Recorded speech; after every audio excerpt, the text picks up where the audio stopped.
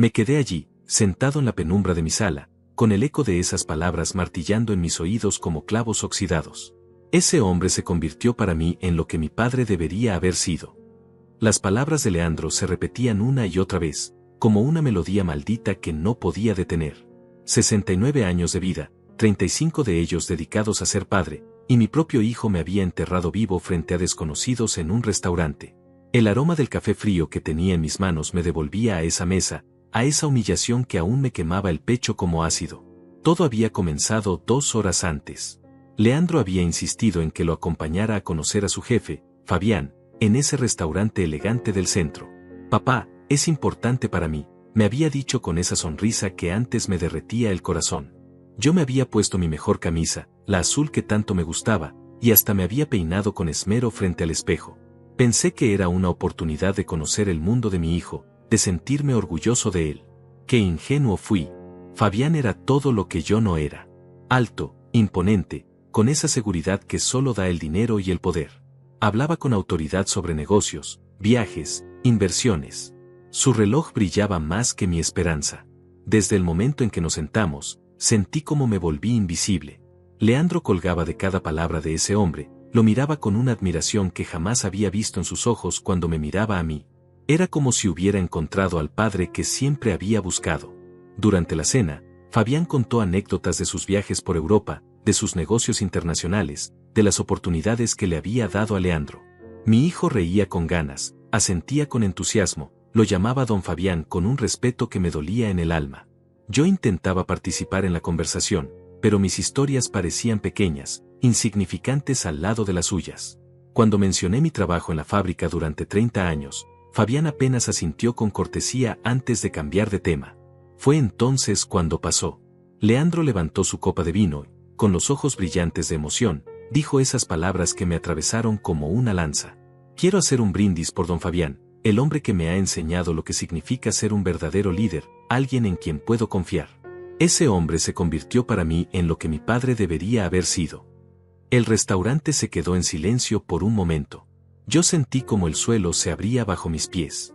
Fabián sonrió con satisfacción, otros comensales aplaudieron discretamente.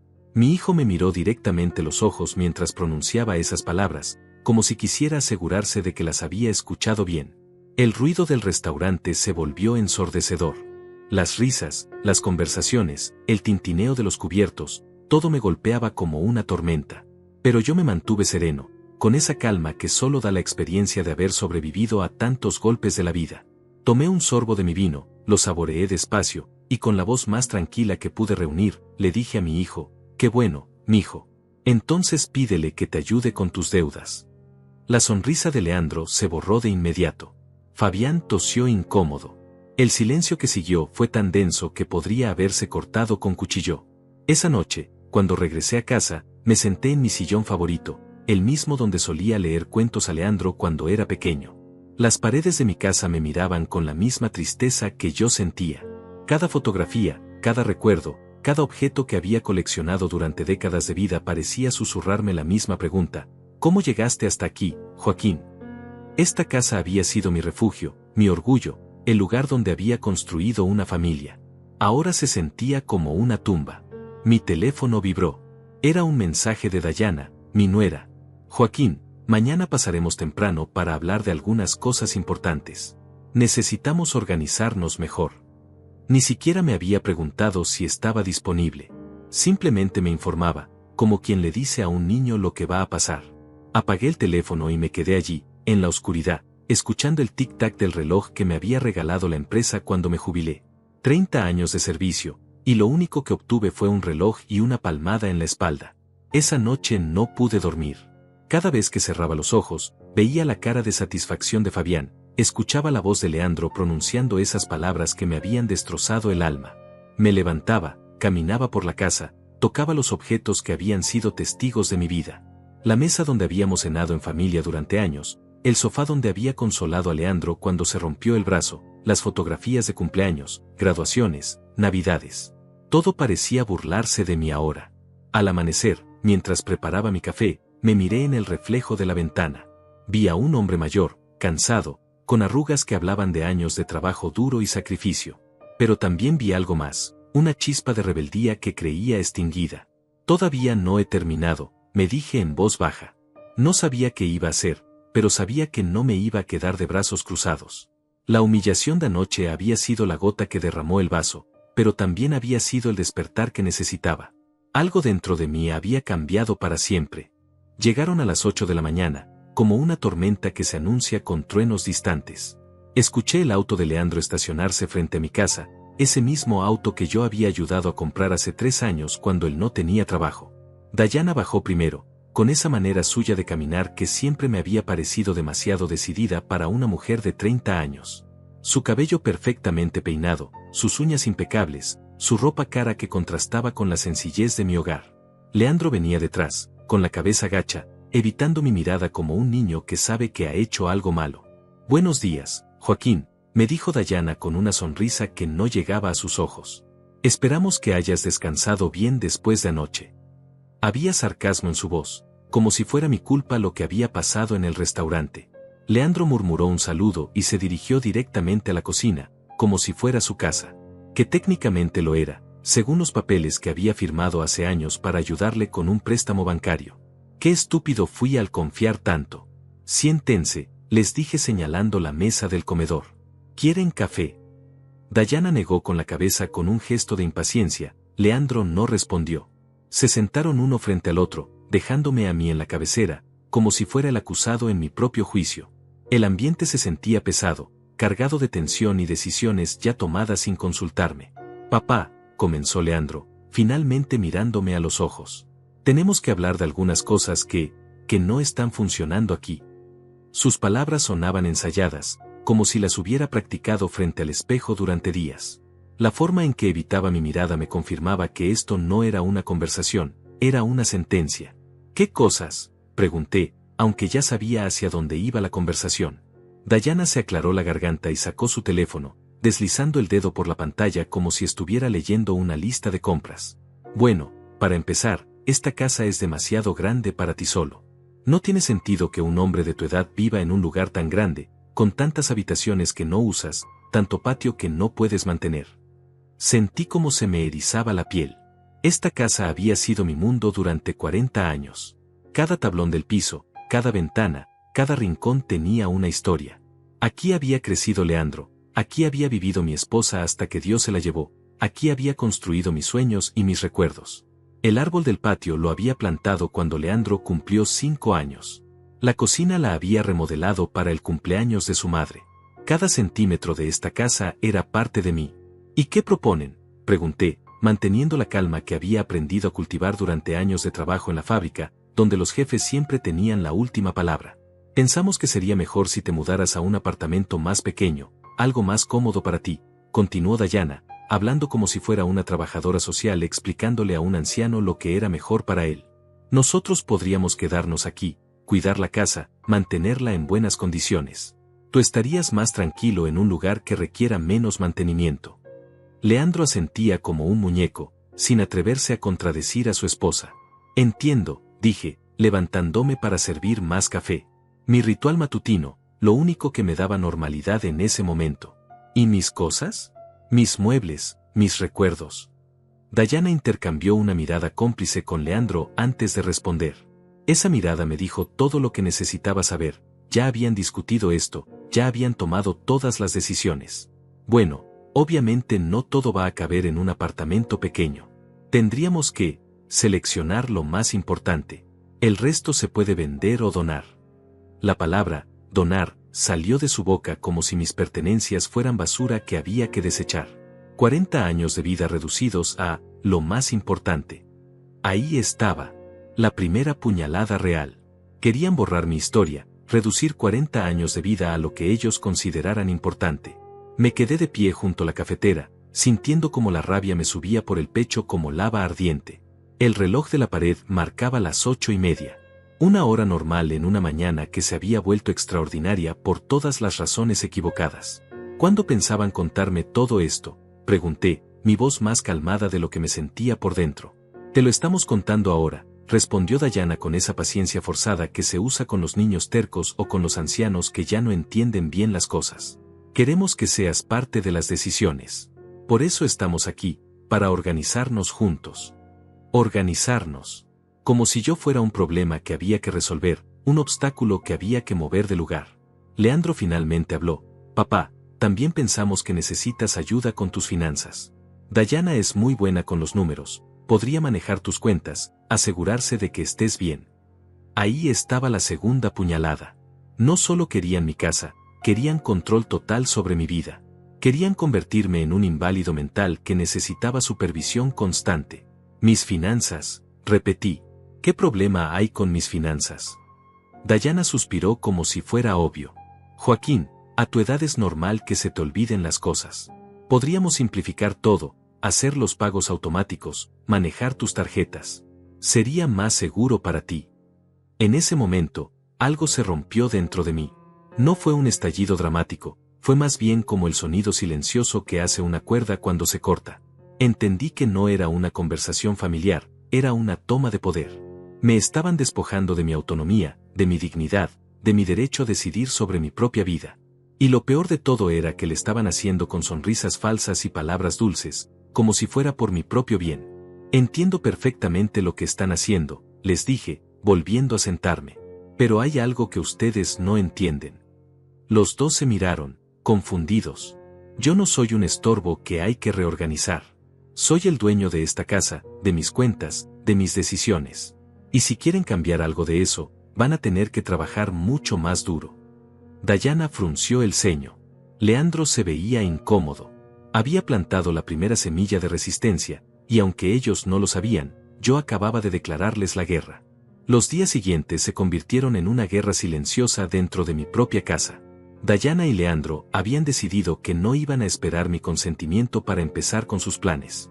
Llegaban cada mañana como si fueran los nuevos dueños, con bolsas de basura y cajas de cartón, listos para ayudarme a organizarme.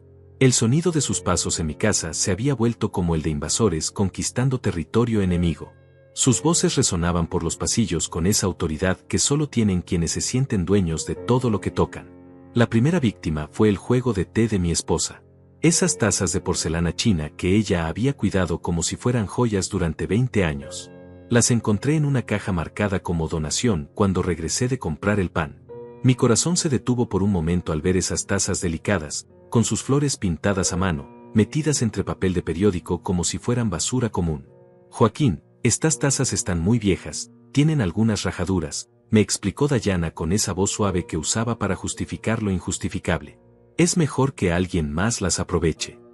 Rajaduras que contaban historias, que hablaban de tardes de conversación, de cumpleaños celebrados, de lágrimas secadas con servilletas de tela. Cada pequeña imperfección era un recuerdo, una caricia del tiempo sobre algo que habíamos amado juntos. Recordé la tarde en que mi esposa me había mostrado esas tazas en la tienda, cómo había ahorrado durante meses para comprarlas, cómo brillaron sus ojos cuando finalmente las pudo llevar a casa. Esas tazas se quedan, les dije con voz firme, sacándolas de la caja una por una, sintiendo el peso familiar de la porcelana en mis manos. Dayana suspiró como si fuera un niño caprichoso que no entendía la realidad del mundo adulto. Joaquín, tienes que ser realista. No puedes llevarte todo a un apartamento pequeño. Tienes que aprender a priorizar. Pero yo las volví a poner en su lugar, en la vitrina del comedor, donde habían estado durante décadas, donde pertenecían. Esa noche, cuando ellos se fueron, me serví té en una de esas tazas. El líquido caliente sabía diferente, sabía a resistencia, a dignidad recuperada. Cada sorbo era un acto de rebeldía contra quienes querían decidir qué partes de mi vida valían la pena conservar. Al día siguiente fue mi escritorio. Ese mueble de madera maciza donde había pagado todas las cuentas de la casa durante años, donde había ayudado a Leandro con sus tareas de la escuela hasta altas horas de la noche, donde había escrito cartas de amor a su madre cuando éramos novios y las palabras fluían como miel sobre el papel. Este escritorio es muy grande y pesado, anunció Leandro, midiendo con sus manos como si fuera un tasador profesional evaluando chatarra. En un apartamento no va a caber, papá. Es más práctico una mesa pequeña. ¿Práctico para quién?, pregunté, pero mi voz se perdió en el eco de sus decisiones ya tomadas. Ellos ya habían determinado el destino de mi escritorio, igual que habían determinado el destino de tantas otras cosas. Esa tarde llegó un hombre con una camioneta oxidada y aire de prisa. Vengo por el escritorio, dijo, limpiándose las manos grasientas en el pantalón. Yo no había autorizado esa venta. pero Leandro le entregó las llaves de la casa como si fuera el legítimo dueño de todo lo que había dentro. Me quedé parado en la sala, sintiéndome invisible, viendo cómo se llevaban 40 años de historia en la parte trasera de una camioneta destartalada. El escritorio que había comprado con mi primer sueldo como trabajador de fábrica, el mismo donde había firmado los papeles de la casa, donde había llenado formularios para la escuela de Leandro, donde había escrito mi testamento pensando en su futuro. Pero lo que más me dolió fue cuando encontraron las cartas. Estaban guardadas en una caja de zapatos en el closet de mi cuarto, las cartas que su madre y yo nos habíamos escrito cuando éramos jóvenes, cuando el mundo era nuestro y el futuro una promesa brillante llena de posibilidades infinitas. Cartas donde ella me contaba sus sueños, donde yo le prometía un amor eterno, donde planeábamos la familia que íbamos a formar juntos.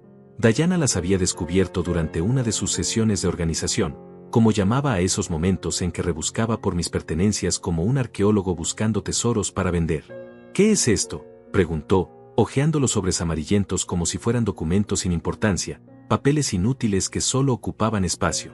Son cartas personales, le dije, extendiendo la mano para recuperarlas, sintiendo como mi corazón se aceleraba ante la posibilidad de perder esos tesoros íntimos.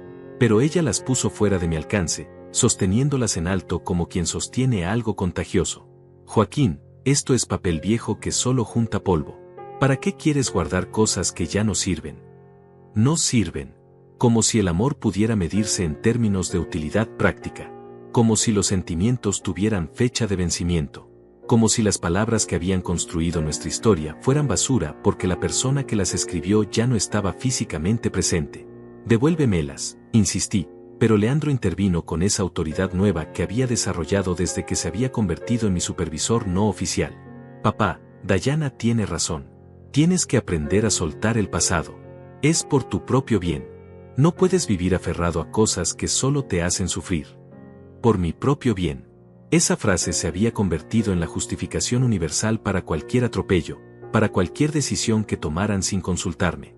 Todo era por mi propio bien, deshacerse de mis muebles, tirar mis recuerdos, controlar mis finanzas, decidir dónde debía vivir. Como si yo fuera incapaz de determinar qué era bueno para mí mismo. Esa noche, cuando se fueron, busqué las cartas por toda la casa.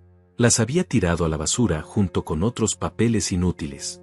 Salí al patio en pijama, bajo la lluvia fría que me calaba hasta los huesos, y rebusqué entre los desperdicios como un mendigo buscando comida. Mis manos temblaban, no sabía si por el frío o por la rabia que me consumía por dentro. Las encontré manchadas, mojadas, algunas palabras borrosas por el agua sucia del fondo del basurero. Pero las sequé con cuidado, una por una, con la paciencia de quien restaura obras de arte invaluables. Las guardé en un lugar que ellos nunca encontrarían, junto con otros tesoros que había empezado a esconder como un niño protegiéndose de ladrones. La casa empezó a sentirse extraña, vacía, como si le hubieran arrancado el alma a pedazos. Los espacios donde habían estado mis muebles parecían heridas abiertas en las paredes, cicatrices que recordaban lo que una vez había estado allí. El eco de mis pasos sonaba diferente, más solitario, más triste, como si la casa misma estuviera llorando por todo lo que había perdido. Cada día era un objeto menos, un recuerdo menos, una parte de mí menos. Mi identidad se desvanecía junto con mis pertenencias, como si fuera posible borrar a una persona simplemente eliminando las cosas que había amado durante toda su vida. Empezaron a cambiar mi rutina también. Joaquín, ya no necesitas levantarte tan temprano, me decía Dayana con esa falsa preocupación que había perfeccionado. Nosotros nos haremos cargo de todo. Tú descansa, disfruta tu jubilación. Pero yo había sido madrugador toda mi vida, era parte de quien era, parte de mi disciplina y mi dignidad. Me quitaron las llaves de la casa con la excusa de que era más seguro que ellos las tuvieran. ¿Qué pasa si las pierdes?, argumentó Leandro. Es mejor que estén en manos seguras. Manos seguras. Yo había cuidado esas llaves durante 40 años sin perderlas ni una sola vez, había abierto y cerrado esa puerta miles de veces, pero ahora era un peligro potencial para mi propia seguridad. Una tarde, mientras fingía dormir la siesta en mi cuarto, escuché voces en la cocina. Dayana estaba hablando por teléfono, pero no era una conversación cualquiera. Su voz tenía ese tono conspirador que se usa cuando se planea algo en secreto. Me acerqué sigilosamente a la puerta, pisando de puntillas como un espía en mi propia casa. Sí, mamá, ya casi terminamos de organizar todo, decía Dayana. El viejo se está resistiendo un poco, pero ya se va a acostumbrar. Es lo mejor para él, aunque no lo entienda todavía. El viejo. Así me llamaba cuando pensaba que no la estaba escuchando. Ya no era Joaquín, ya no era el abuelo de sus hijos, ya no era una persona con nombre y dignidad. Era simplemente el viejo, un problema que había que resolver. Pero lo que escuché después me heló la sangre. No, no vamos a esperar más. Leandro ya encontró el lugar perfecto. Es una residencia geriátrica muy buena, con enfermeras las 24 horas. Tiene jardín y todo. Una residencia geriátrica. Un asilo. Me estaban planeando internar en un asilo sin consultarme, como quien lleva a un perro viejo al veterinario. ¿Y si se niega?, preguntó la voz del otro lado del teléfono. Dayana se rió con esa risa fría que me daba escalofríos. ¿Qué va a hacer? Legalmente somos los responsables de sus decisiones. El doctor ya nos dijo que a su edad es normal que pierda la capacidad de juicio. Tenemos todos los papeles en orden. Papeles en orden. Doctores que certificaban mi incapacidad sin haberme examinado realmente. Todo estaba siendo orquestado con la precisión de una operación militar. Me alejé de la puerta sintiendo como las piernas me temblaban, no por la edad, sino por la traición que acababa de descubrir. Esa misma noche, después de la cena, se sentaron conmigo en la sala como si fuera una reunión de negocios. Leandro tenía una carpeta en las manos, llena de folletos coloridos y formularios. Papá, queremos mostrarte algo emocionante, comenzó con esa falsa alegría que usaba cuando quería manipularme. Encontramos un lugar maravilloso donde vas a estar mucho mejor cuidado, añadió Dayana, desplegando folletos sobre la mesa como quien vende paquetes turísticos. Mira qué bonito. Tiene jardines, actividades para personas de tu edad, comida balanceada, atención médica constante. Las fotografías mostraban ancianos sonrientes haciendo manualidades, comiendo en comedores impersonales, caminando por pasillos blancos que parecían de hospital. Villa del Atardecer, se llamaba el lugar. Hasta el nombre sonaba como una despedida, como un lugar donde uno va a esperar la muerte. No necesito que me cuiden, les dije, manteniendo la calma aunque por dentro se desataba una tormenta. Estoy perfectamente bien aquí, en mi casa. Pero Leandro negó con la cabeza como quien le explica la realidad a un niño terco. Papá, ya no puedes vivir solo. Anoche te levantaste 3 veces al baño, el mes pasado se te olvidó cerrar la llave del gas, la semana pasada el vecino tuvo que ayudarte con las bolsas del mercado. Cada ejemplo era una acusación, una prueba de mi supuesta incapacidad, pero en realidad eran cosas normales de cualquier persona de mi edad. Eso no significa que esté loco, protesté. Dayana suspiró con esa paciencia forzada que había perfeccionado. Nadie dice que estés loco, Joaquín, pero tienes 70 años, es normal que necesites ayuda.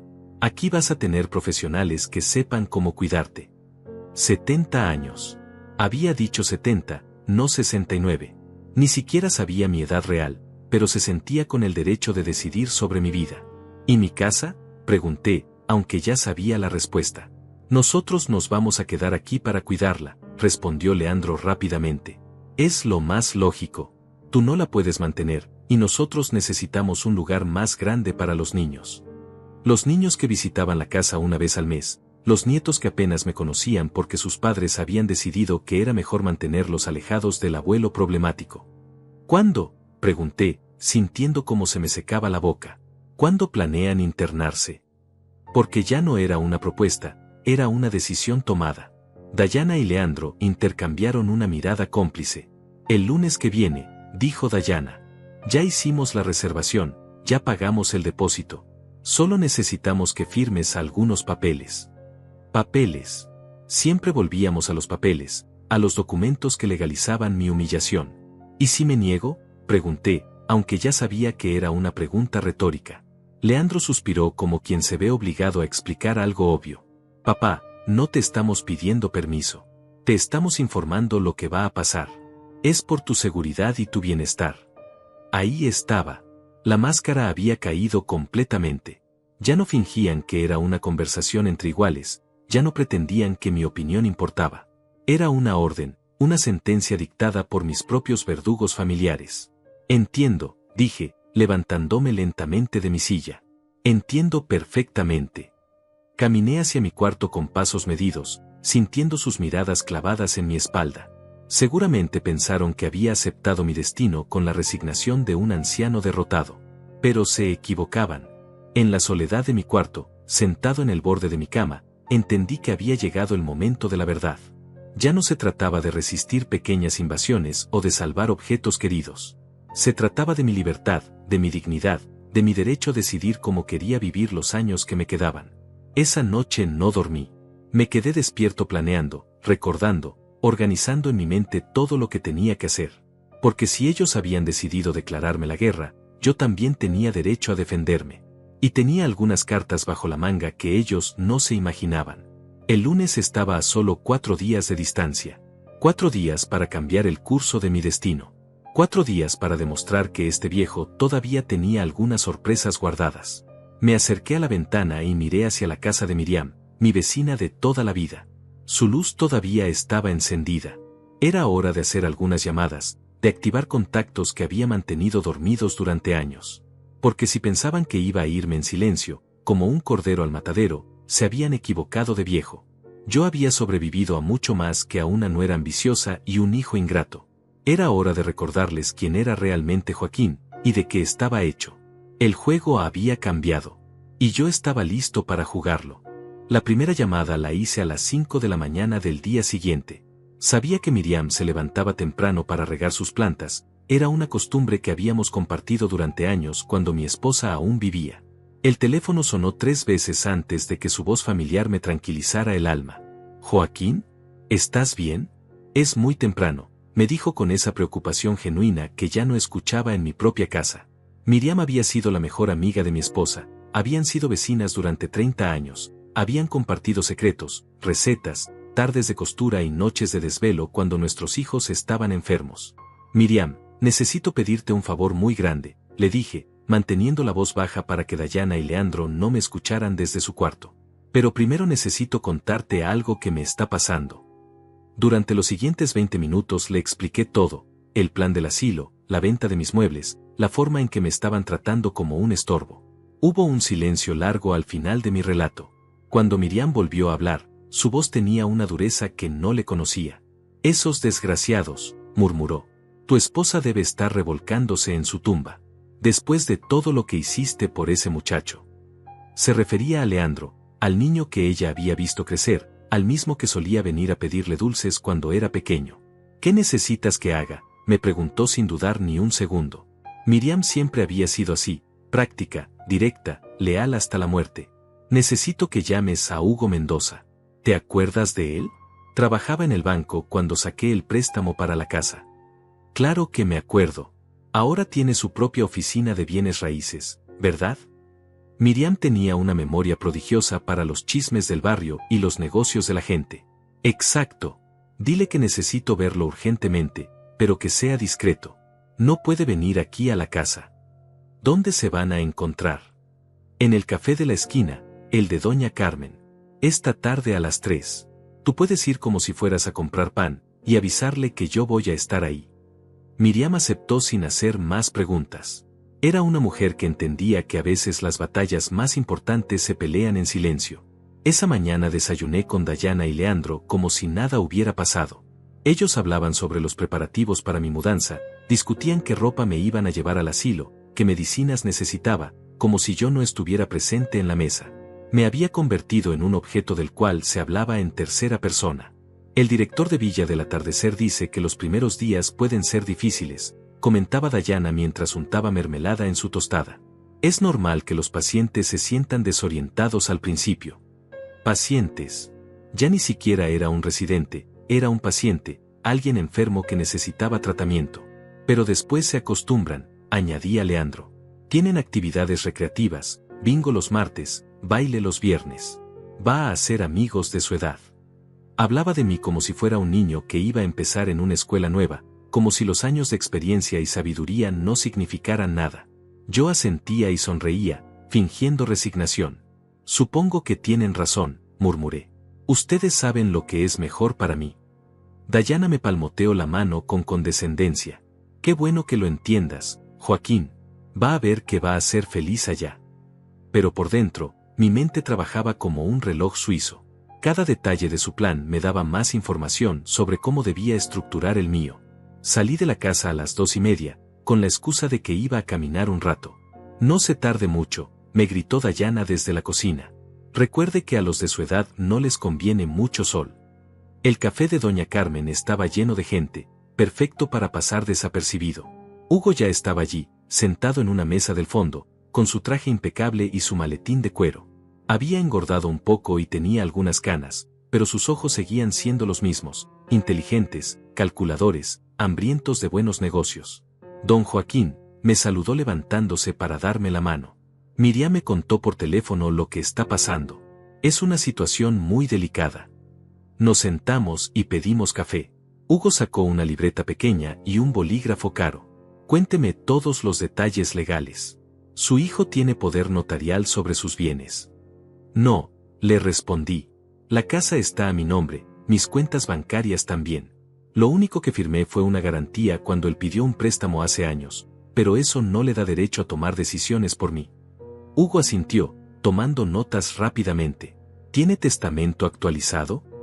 Sí, hecho hace 5 años. Todo le dejo a Leandro, pero mientras yo esté vivo, soy el único dueño de mis bienes. Hugo sonrió por primera vez desde que llegué.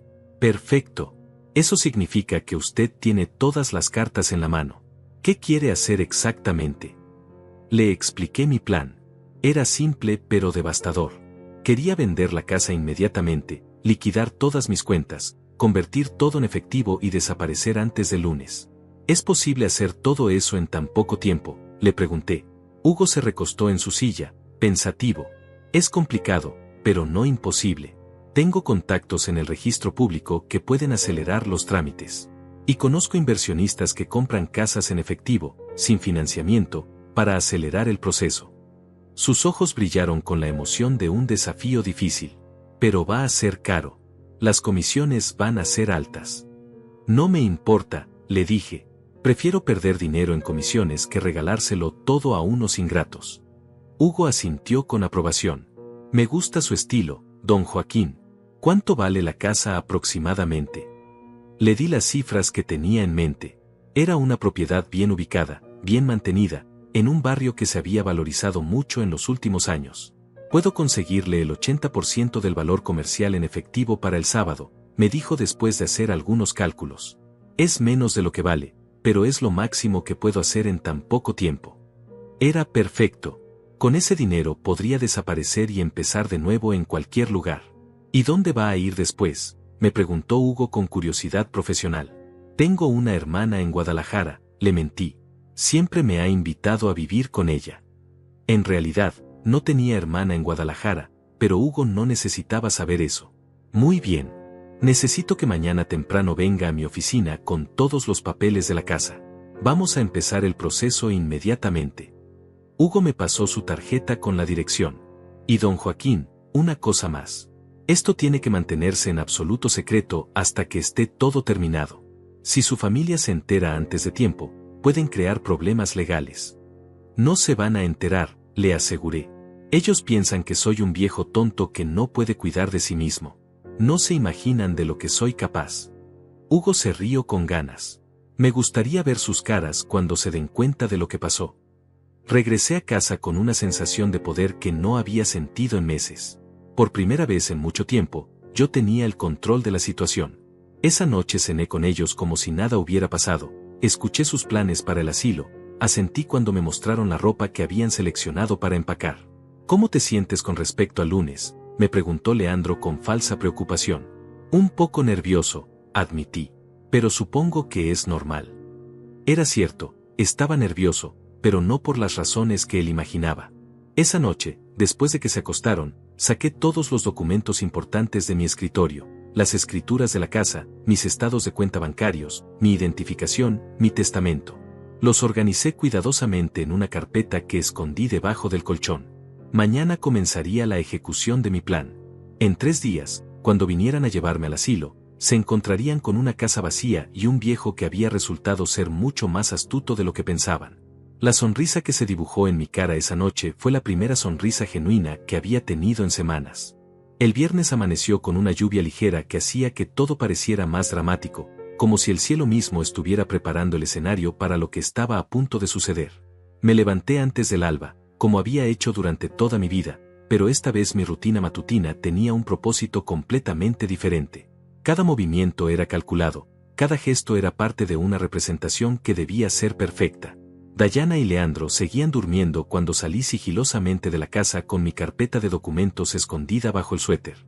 Les había dicho la noche anterior que iba a caminar temprano porque el médico me había recomendado ejercicio. Era mentira, claro, pero ellos estaban tan seguros de mi docilidad que ni siquiera cuestionaron mis nuevas costumbres. La oficina de Hugo quedaba a 4 cuadras de mi casa, en un edificio moderno que contrastaba con las casas viejas del barrio. Subí las escaleras despacio, no por cansancio, sino por la emoción que me corría por las venas como electricidad. Era la primera vez en meses que sentía que tenía control sobre mi propio destino. Don Joaquín, llega puntual como siempre, me recibió Hugo con una sonrisa que me recordó por qué había confiado en él durante tantos años.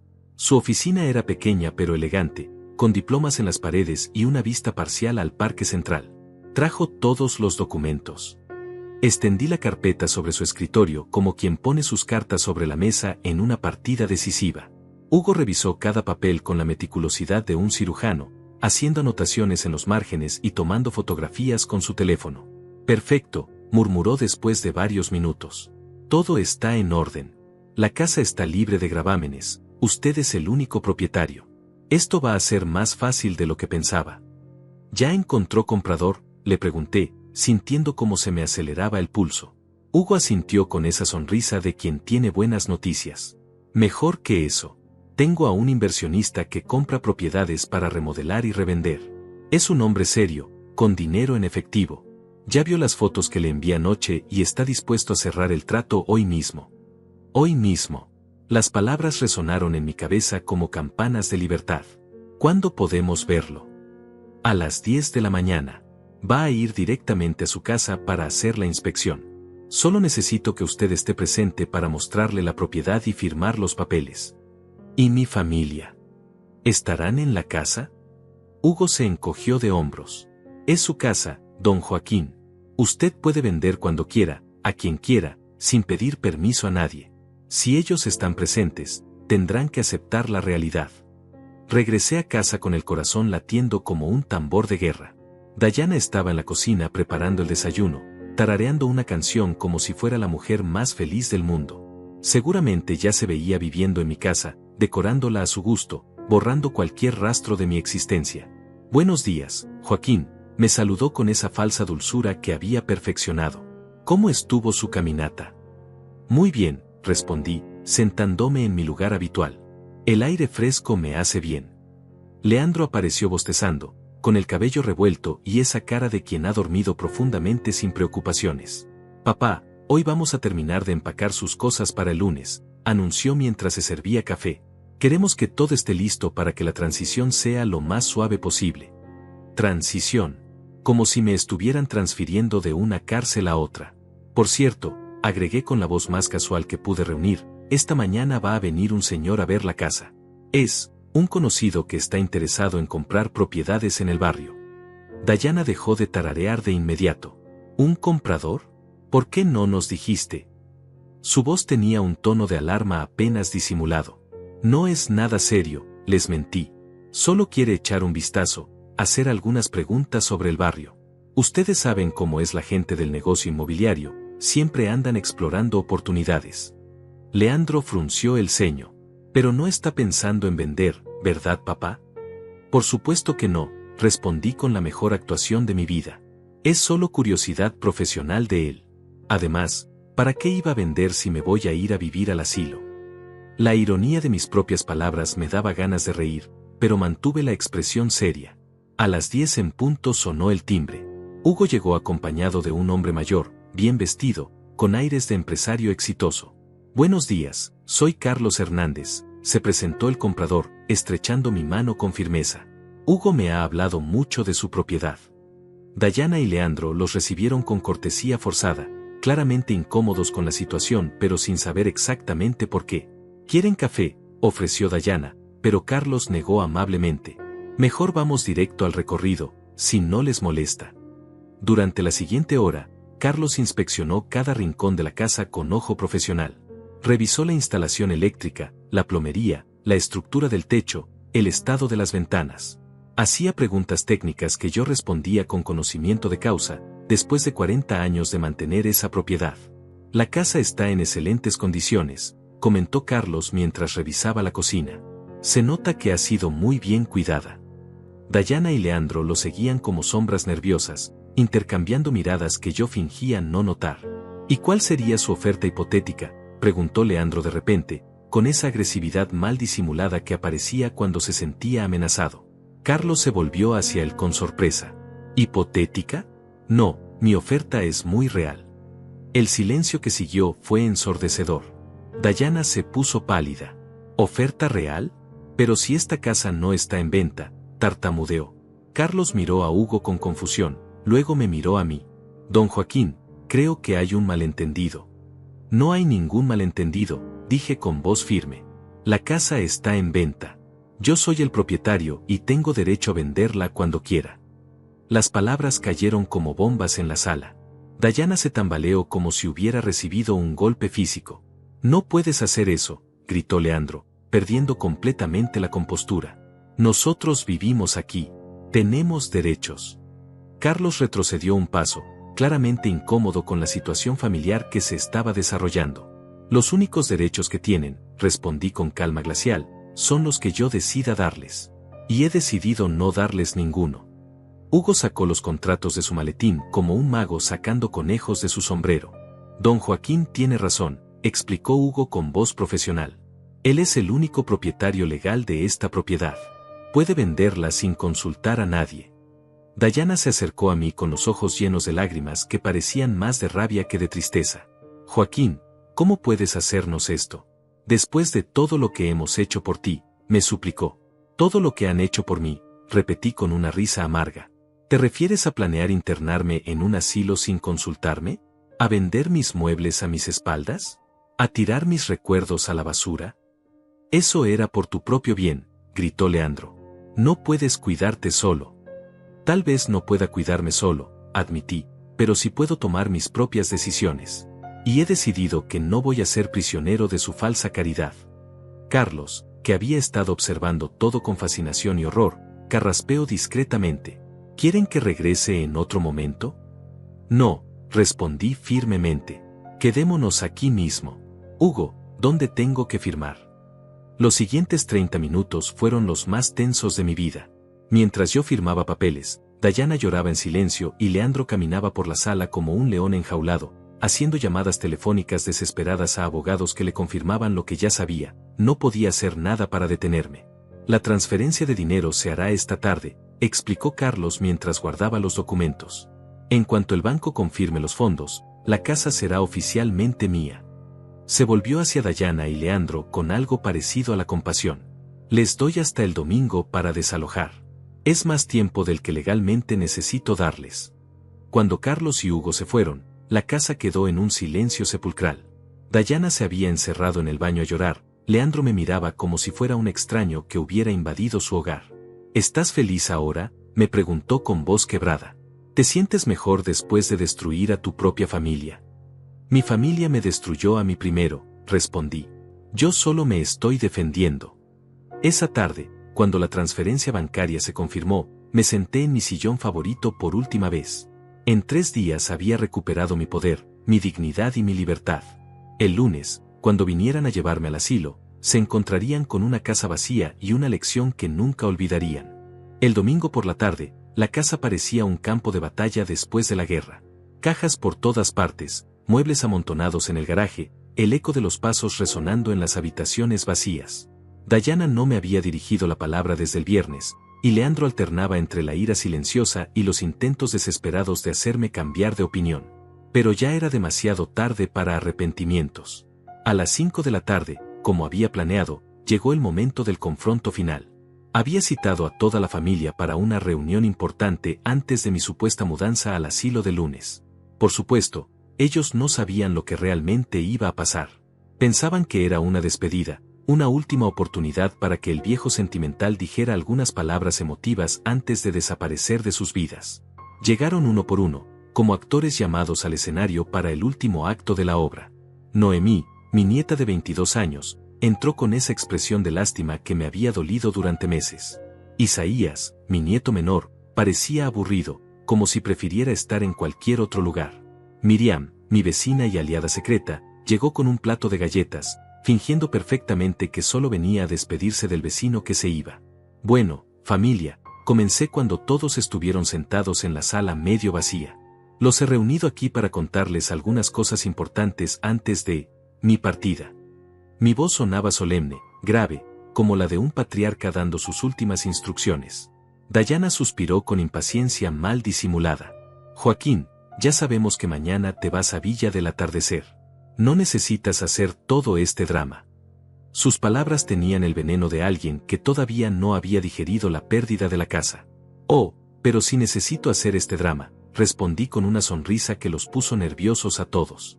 Porque resulta que no me voy a ningún asilo mañana. El silencio que siguió fue tan profundo que se podía oír el tic-tac del reloj de la cocina. ¿Qué quieres decir?, preguntó Leandro con voz tensa. Quiero decir exactamente lo que escucharon. No me voy a Villa del Atardecer. No me voy a ningún lugar que ustedes hayan elegido para mí. Me levanté de mi silla y caminé hasta la ventana, desde donde podía ver la calle donde había vivido durante 40 años. ¿Entonces dónde vas a vivir?, preguntó Noemí con confusión genuina. Aquí, pero la casa ya no es tuya. Tienes razón, querida nieta.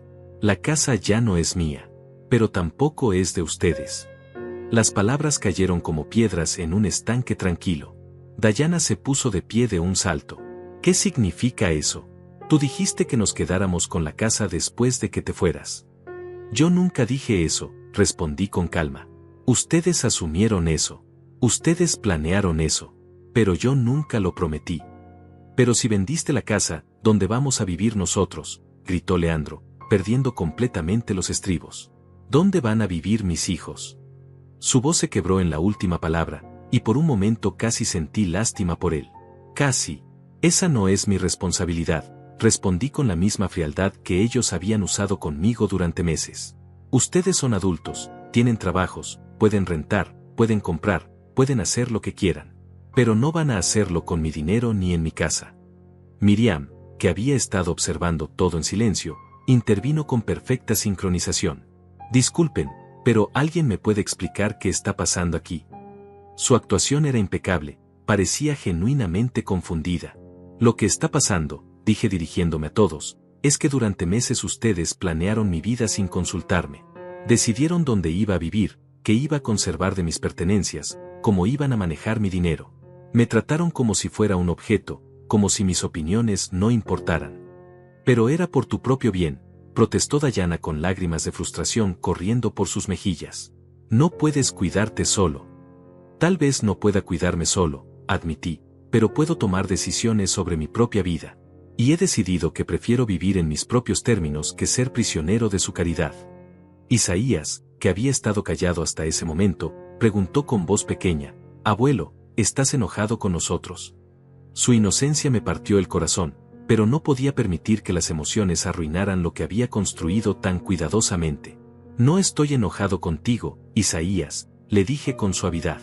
«Tú eres solo un niño. Pero estoy muy decepcionado de los adultos de esta familia». Miré directamente a Leandro, especialmente de mi hijo, quien olvidó todo lo que le enseñé sobre respeto y dignidad. «Papá, no puedes hacer esto», Leandro se acercó a mí con los puños cerrados. «Somos tu familia. No puedes abandonarnos así». «¿Abandonarlos?», repetí con una risa amarga. «¿Abandonarlos como ustedes me abandonaron cuando decidieron internarme sin consultarme? ¿Cómo me abandonaron cuando empezaron a vender mis muebles a mis espaldas? Eso era diferente». «No, Leandro. Era exactamente lo mismo. La diferencia es que ustedes tenían el poder y yo no. Ahora yo tengo el poder, y ustedes no». La verdad de esas palabras resonó en la habitación como un trueno.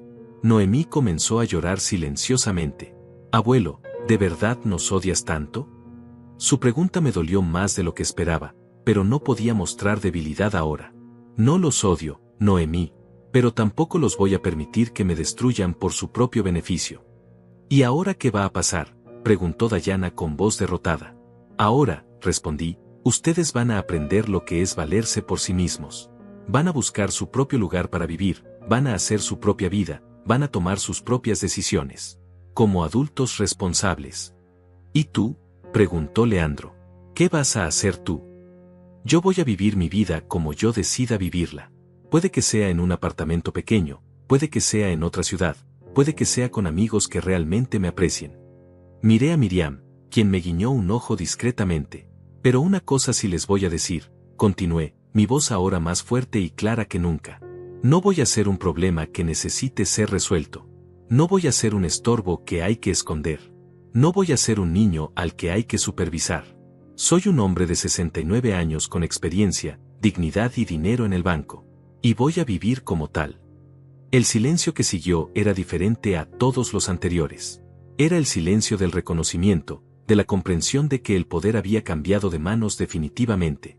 Ya no era el abuelo indefenso que necesitaba ser cuidado. Era un hombre que había tomado control de su destino. El camión de mudanza viene mañana a las 8 de la mañana, anunció Carlos Hernández, el nuevo propietario, entrando a la casa como había quedado acordado. Espero que ya tengan todo listo para desalojar.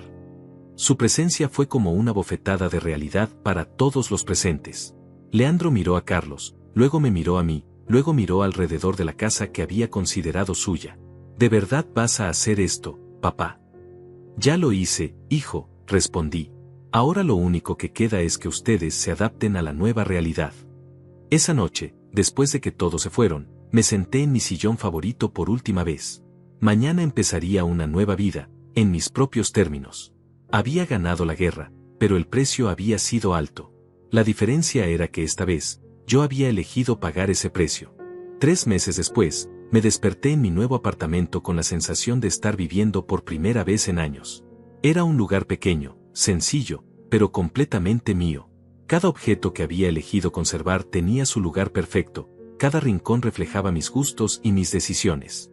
La luz de la mañana entraba por la ventana y caía sobre las tazas de porcelana de mi esposa, que ahora ocupaban un lugar de honor en una pequeña vitrina que había comprado especialmente para ellas. El apartamento quedaba en un barrio tranquilo, a 20 minutos de donde había vivido toda mi vida, lo suficientemente lejos para empezar de nuevo, pero lo suficientemente cerca para no sentirme perdido.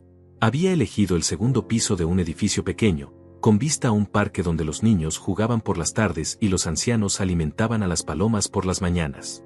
Miriam había sido fundamental en mi transición. No solo me había ayudado a encontrar el lugar perfecto, sino que se había convertido en mi compañera de aventuras en esta nueva etapa de mi vida. Joaquín, me había dicho el día que me mudé, ahora que eres libre, ¿qué quieres hacer con el resto de tu vida? Era una pregunta que no me había hecho en décadas. La respuesta llegó gradualmente. Primero fueron las clases de pintura en el centro cultural del barrio. Siempre había querido aprender, pero nunca había tenido tiempo entre el trabajo y las responsabilidades familiares. Mi maestra, una señora de 60 años llamada Elena, me enseñó que nunca es tarde para descubrir talentos ocultos. Mis primeros cuadros eran terribles, pero cada pincelada era un acto de libertad. Luego vino el grupo de lectura de la biblioteca. Cada martes por la tarde, 6 personas mayores nos reuníamos para discutir libros que habíamos elegido juntos. Había descubierto el placer de leer por placer, no solo periódicos o manuales, sino novelas que me transportaban a otros mundos, biografías que me inspiraban, libros de historia que me ayudaban a entender el presente. Pero lo que más disfrutaba eran mis caminatas matutinas con Roberto, un viudo de 72 años que vivía en el apartamento de enfrente. Habíamos hecho una amistad instantánea basada en experiencias similares. Ambos habíamos perdido a nuestras esposas, ambos teníamos hijos complicados, ambos habíamos decidido que la vejez no tenía por qué ser una sentencia de muerte social. ¿Sabes qué es lo que más me gusta de esta nueva vida?, le dije a Roberto mientras caminábamos por el parque una mañana soleada. Que cada decisión que tomo es mía. Si quiero desayunar a las 11 de la mañana, lo hago. Si quiero ver televisión hasta las 2 de la mañana, lo hago. Si quiero comprarme una camisa ridículamente colorida, lo hago. Roberto se rió con ganas. Ayer vi tu camisa hawaiana.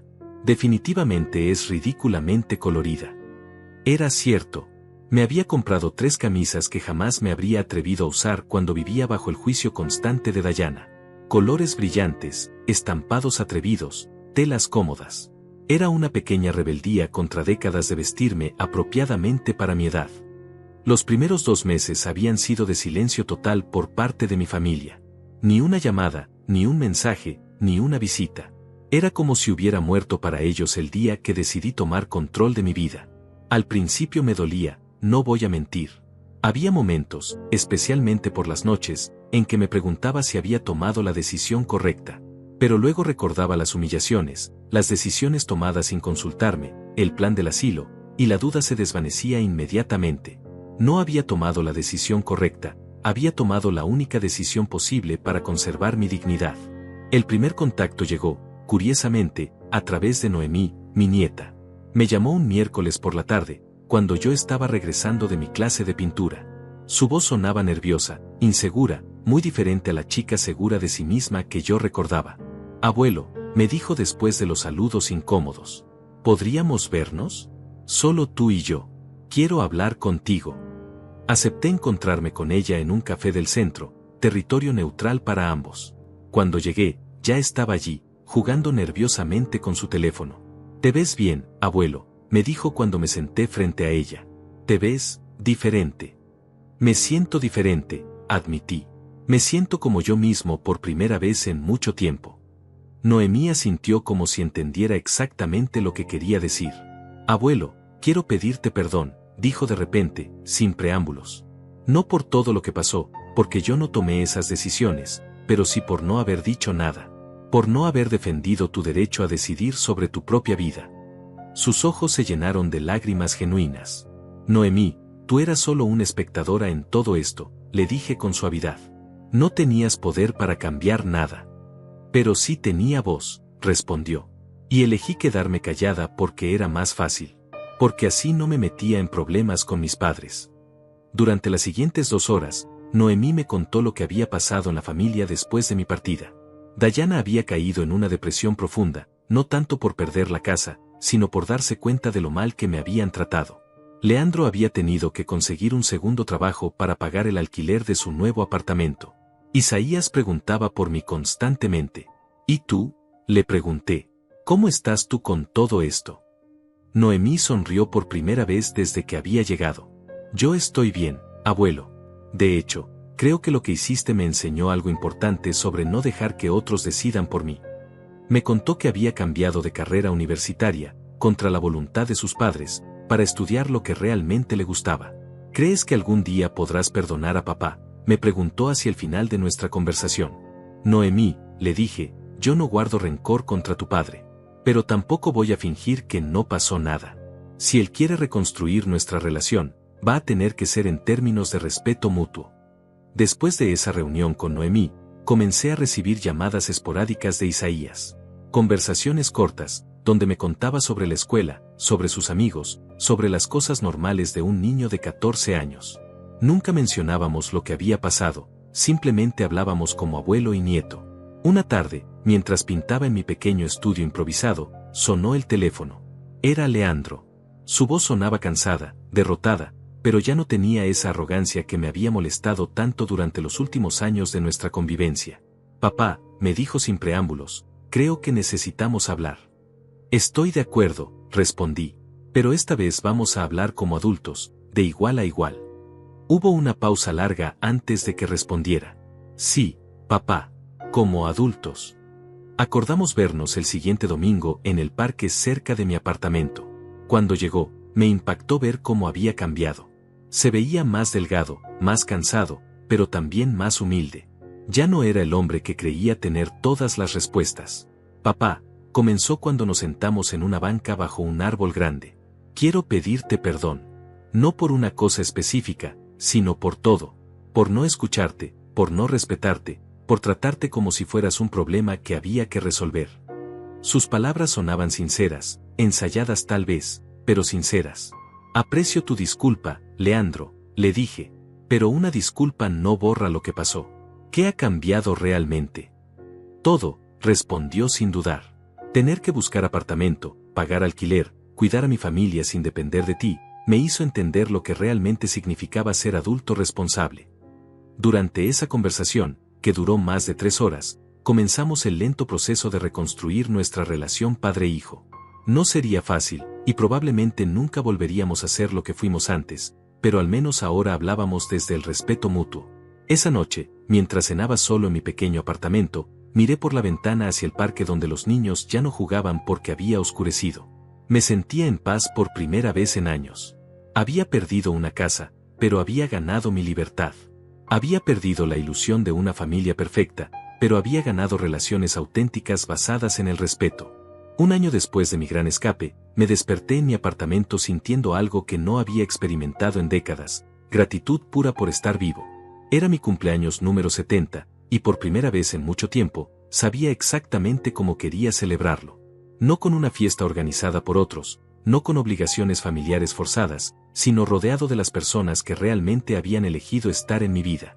Miriam llegó temprano con un pastel que había horneado especialmente para mí. 70 años de Joaquín, decía la inscripción en letras azules. Y recién comenzando a vivir. Se había convertido en algo más que una amiga, era mi compañera de aventuras, mi cómplice en esta nueva versión de mí mismo que había descubierto después de los 70. ¿Te arrepientes de algo?, me preguntó mientras preparábamos café en mi pequeña cocina. Era una pregunta que me había hecho varias veces durante el año, como si necesitara confirmar constantemente que mi decisión había sido la correcta.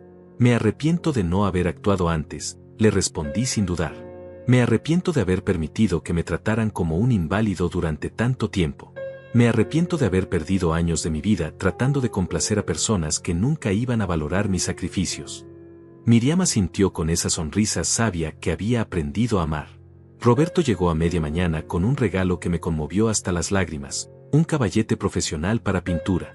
Para el artista más joven de 70 años que conozco, me dijo con esa calidez que solo tienen las amistades genuinas. En el último año, mis cuadros habían mejorado tanto que Elena, mi maestra, me había sugerido participar en una exposición local de artistas aficionados. Joaquín, me dijo Roberto mientras admirábamos mi último cuadro, un paisaje del parque donde caminábamos cada mañana, creo que has encontrado tu verdadera vocación. Era cierto. La pintura se había convertido en mi pasión, en mi forma de expresar todo lo que había callado durante años de vida sometida a las expectativas de otros. Elena llegó al mediodía con otros compañeros del grupo de pintura. Habíamos formado una pequeña comunidad de artistas tardíos, personas que como yo habían descubierto talentos ocultos en la segunda mitad de sus vidas. Joaquín, me anunció Elena, tengo noticias maravillosas. La Galería del Centro Cultural quiere exhibir 3 de tus cuadros en la exposición de diciembre. La noticia me llenó de una alegría que no había sentido desde que era niño, y mi madre colgaba mis dibujos en la puerta del refrigerador. A los 70 años, iba a tener mi primera exposición de arte. No era el Louvre, pero para mí era igual de importante. ¿Qué cuadros van a exhibir?, preguntó Miriam con la emoción de una madre orgullosa.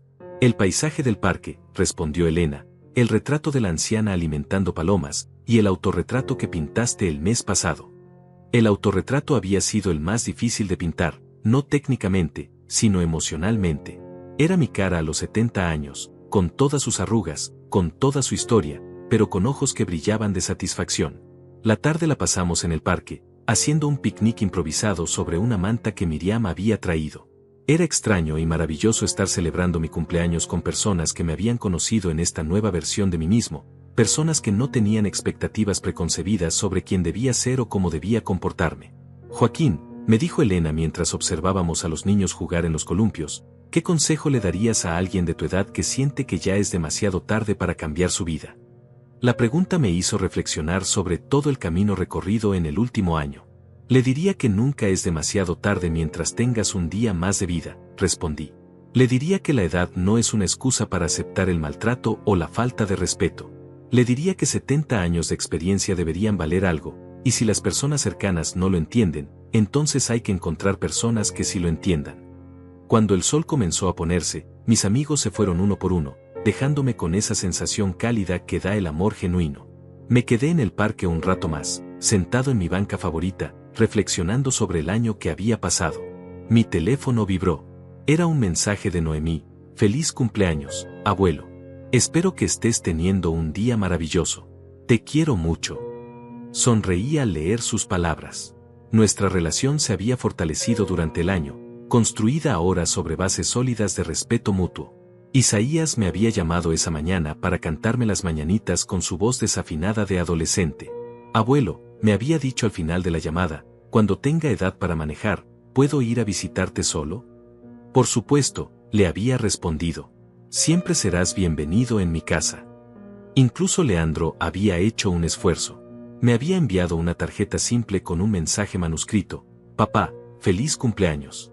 Gracias por enseñarme, aunque de manera difícil, lo que significa ser realmente independiente. Te respeto más ahora que nunca. No era una disculpa completa, pero era un reconocimiento de que había aprendido algo de todo lo que había pasado. Cuando regresé a mi apartamento esa noche, me serví una copa de vino y me senté en mi sillón favorito, el único mueble que había logrado salvar de mi antigua casa. Miré alrededor de mi pequeño hogar y sentí una satisfacción profunda que no había experimentado en años. Las paredes estaban decoradas con mis propios cuadros, la mesa tenía libros que había elegido leer, la música que sonaba suavemente era la que a mí me gustaba. No había nada en ese espacio que no reflejara mis gustos, mis decisiones, mi personalidad. Era pequeño comparado con la casa donde había vivido durante 40 años, pero era completamente mío. ¿Sabes qué descubrí este año? Le dije en voz alta a la fotografía de mi esposa que tenía sobre la mesa. Descubrí que la libertad no tiene edad. Descubrí que el respeto no es algo que se mendiga, sino algo que se exige. Descubrí que 70 años de experiencia valen más que 30 años de ambición desmedida. Pensé en Dayana, quien según Noemí había comenzado terapia para entender por qué había sido tan cruel conmigo. Pensé en Leandro, quien trabajaba 2 empleos pero había aprendido a valorar la independencia que tanto había despreciado cuando dependía de mí. Pensé en mis nietos, que ahora me veían como una persona real, no como un abuelo decorativo. El mejor regalo que me di a mí mismo, continué hablándole a la fotografía, fue la decisión de no ser víctima de las circunstancias. Fue elegir escribir mi propio final en lugar de dejar que otros lo escribieran por mí. Me acerqué a la ventana y miré hacia el parque donde había pasado tantas tardes felices en el último año. La luna llena iluminaba los árboles, creando sombras que parecían danzar en el césped. Era una vista hermosa, simple pero hermosa. 70 años, murmuré para mí mismo. 70 años para aprender que la dignidad no se negocia, que el amor verdadero respeta la autonomía, y que nunca es demasiado tarde para comenzar de nuevo. Era una lección cara, que me había costado una casa y varios años de relaciones familiares tensas, pero era una lección que había valido cada sacrificio. Esa noche dormí mejor que en años. No porque tuviera la cama más cómoda o el cuarto más silencioso, sino porque por primera vez en mucho tiempo, me había acostado sabiendo que cada decisión de ese día había sido completamente mía. Desde la hora de despertar hasta la hora de dormir, había vivido según mis propios términos. Y cuando el amanecer del día siguiente pintó de dorado las paredes de mi apartamento, desperté con la certeza de que había aprendido la lección más importante de mi vida, que la vejez no es el final de la historia, sino simplemente el comienzo de un capítulo diferente. Un capítulo que cada uno tiene el derecho y la responsabilidad de escribir con su propia pluma.